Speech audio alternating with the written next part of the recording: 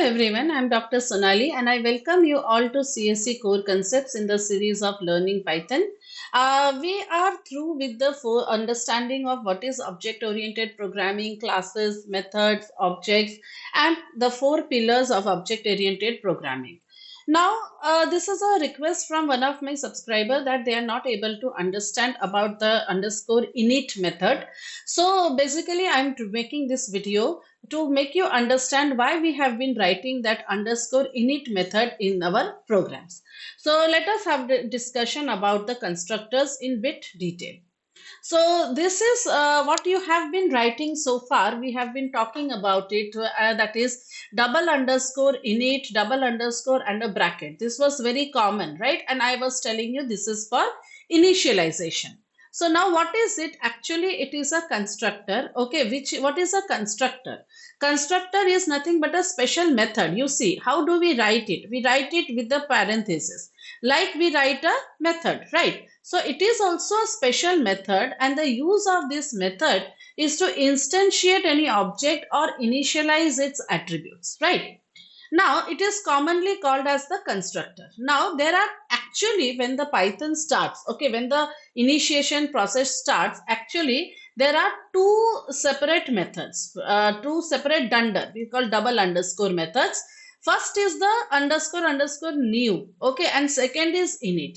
Now you might not have realized this new till now. Actually, why? Because what happens, suppose if you are writing like user is an instance of the class user, right? When you are writing this, what happens? Python triggers two internal steps which we cannot see, abstraction, right? Okay, so what are the steps? First, it invokes this method new cls, and this is called as the creator method. So this is the actual constructor. It is a static method, okay, which cannot be modified, which is not modified. It is responsible for first a space allocation is done. See, whenever we declare arrays, what we say, declaration means what? Allocating some memory location for them. Right. Similarly, here also, when you are creating an instance of a class, what you want?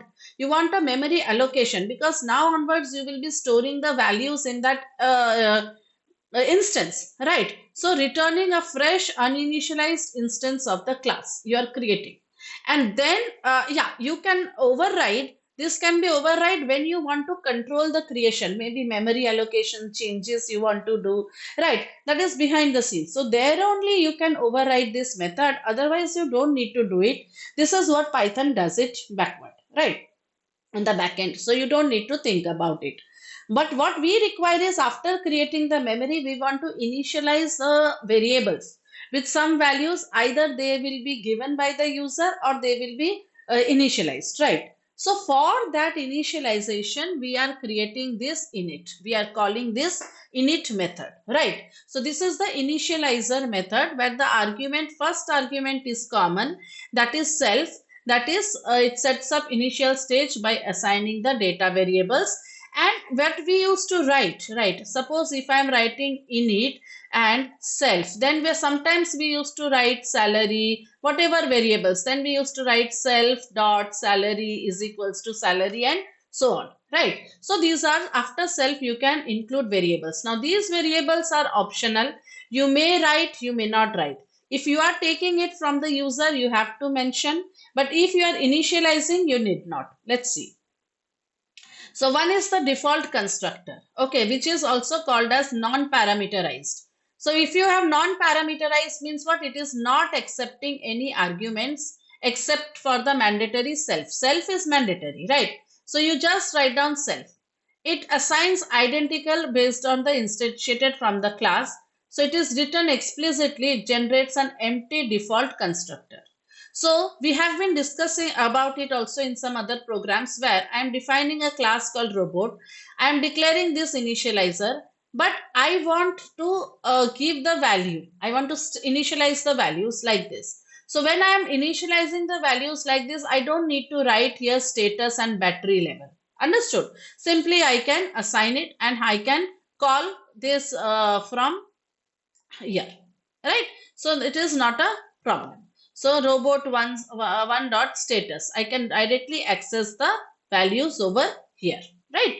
And another is the parameterized constructor. Parameterized constructor means what? You are giving some arguments. So when you are giving the arguments name and role, so you have to unique instance the variable, right? So self dot name is the name, self dot role is the role. These values will be given by the user, right? Either you can take it from them runtime, or you can declare it when you are creating the instance of the class, and this way. So we have been doing this in our programs. So what are the properties of the constructor? First of all, you have to always represent it using this way, and the first argument is always self, right? And then you want to have arguments or not, parameterized, non-parameterized, that depends on your choice of the program. So it is strictly meant to modify the object state. Initially it is in a null state, so you want to instantiate or you want to initialize it with some value, and by default it will return none. Although it is a method, it will return none.